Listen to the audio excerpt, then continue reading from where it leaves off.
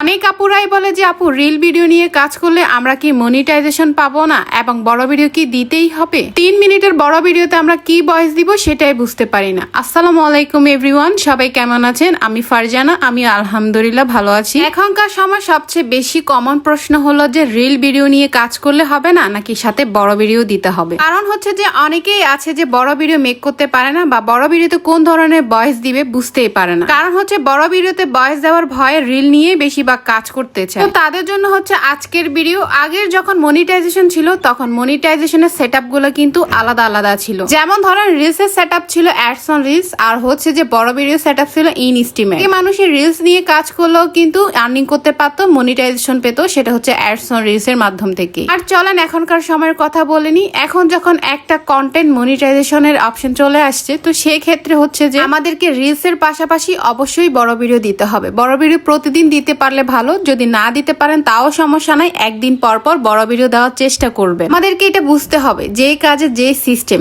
আপনি যে কাজ করে যেভাবে পেমেন্ট পাবেন বা মনিটাইজেশন পাবেন, আপনাকে অবশ্যই কাজটা ওইভাবেই করতে হবে। ফেসবুক হচ্ছে ধরেন এক ধরনের মালিক। এখন মালিক আমাদেরকে যেভাবে কাজ করতে হবে অবশ্যই আমাদেরকে সেইভাবে নিয়ম মেনে কাজ করতে হবে, তাই না? হলো তো আমাদেরকে বেতন দিবে না, মানে হচ্ছে যে আমরা আর্নিং করতে পারবো না। তো ফেসবুক আমাদেরকে কন্টেন্ট মনিটাইজেশনে বলছে যে সব রকমের কাজ করতে, যেমন অ্যাডস অন রিলস, বড় ভিডিও, ছবি পোস্ট, টেক্সট পোস্ট, সকল কিছু নিয়েই কাজ করতে বলতেছে। তো এগুলোর ধাপগুলো আমি আপনাদেরকে বলে দিই। আপনি যদি প্রতিদিন রিলস ভিডিও 3 থেকে 4টা দেন, বড় ভিডিও একদিন পর পর দিতে পারেন, সমস্যা নেই। আবার হচ্ছে যে আপনার পেজে অতিরিক্ত ছবি পোস্ট করে একদম ভরাই ফেলবে না। ধরেন একদিনে 2, 3টা 4টা ছবি পোস্ট করবে না, এতে করে হচ্ছে ভিডিওতে ভিউজ কম হবে। রিল ভিডিও বড় ভিডিওর পাশাপাশি আপনি একটা ছবি পোস্ট করলেন, এরপর হচ্ছে যখন যে সময় আপনি রিল ভিডিও আর বড় ভিডিও দেন না, ওই সময় একটা টেক্সট পোস্ট করলেন, মানে হচ্ছে ছবি আর টেক্সট পোস্ট আপনি একটা একটা করে করলেন, তাহলে আপনার পেজের ডিজাইনটাও কিন্তু খুব সুন্দর থাকবে। যে কোনো কাজের একটা সৌন্দর্য বা নিয়ম আছে। অনেকের পেজে দেখি ভিডিও থেকে লেখালেখি